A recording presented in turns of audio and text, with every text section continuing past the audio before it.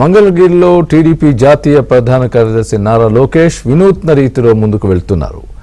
రాష్ట్ర వ్యాప్తంగా టీడీపీ శ్రేణులను సన్నద్ధం చేస్తూ క్షేత్రస్థాయిలో మంగళగిరి ప్రజలతో మమేకమవుతున్నారు. సోమవారం పలు అపార్ట్మెంట్లలోని తటస్థులతో ముస్లిం మైనారిటీలతో ప్రత్యేక సమావేశం నిర్వహించారు. వచ్చే ఎన్నికల్లో తెలుగుదేశం పార్టీని గెలిపించాలని నారా లోకేష్ కోరారు.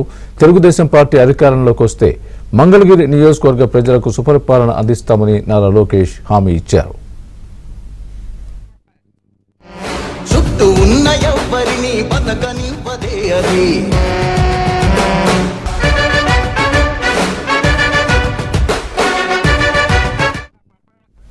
2019 ఎన్నికలకు ముందు అమరావతి రాజధాని అని చెప్పిన వైఎస్ జగన్ సీఎం అవగానే రాజధాని మాట మార్చారని ఆరోపించారు.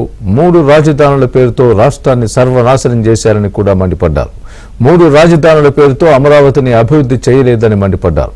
తాను మంత్రిగా ఉన్న సమయంలో మంగళగిరిలో ఐటీ పార్క్ ఏర్పాటు చేసి అనేక మందికి ఉద్యోగాలు ఇచ్చామని గుర్తు చేశారు. తెలుగుదేశం పార్టీ అధికారంలోకి రాగానే అమరావతి పనులు మొదలు పెడతామని లోకేష్ హామీ ఇచ్చారు. ముందర అమరావతి రాజధాని ఇక్కడి నుంచి వెళ్ళదు అని చెప్పిన వాళ్ళు ఇప్పుడు 3 రాజధానుల పేరుతో కాలయాపన చేస్తూ అందరం చూస్తాం. దానివల్ల తీవ్రంగా నష్టపోయింది ఆంధ్రులు. అటు వైజాగ్ అభివృద్ధి చెందలేదు, కర్నూలులో కిటికేయలేదు, అమరావతి నాశనం చేశారు. కానీ వాళ్ళు ఈరోజు మనం చూసి ఇంత దారుణంగా ఆంధ్ర రాష్ట్రం ఎలా తయారైందని అడుగుతున్నారు. ఒక మాట చెప్పండి, చాలా చాలా బాధేస్తుంది. అదే కానీ అమరావతి కనీసం బాబు గారు మొదలుపెట్టిన అమరావతి పనులు పూర్తి చేస్తుంటే ఈ రోజు మంగళగిరి రూపురేఖలు మారిపోయాయి. లక్షలాది మందికి ఉద్యోగాలు, ఉపాధి కల్పించారు. ఈ రోజు పిల్లల్ని బాగా చదివిస్తే వాళ్ళు ఎక్కడికి వెళ్తున్నారు ఉద్యోగాలకి? హైదరాబాద్, బెంగళూరు, చెన్నై. ఇంకెన్నాళ్ళని మన పిల్లల్ని వేరే రాష్ట్రాలకు పంపిస్తాం.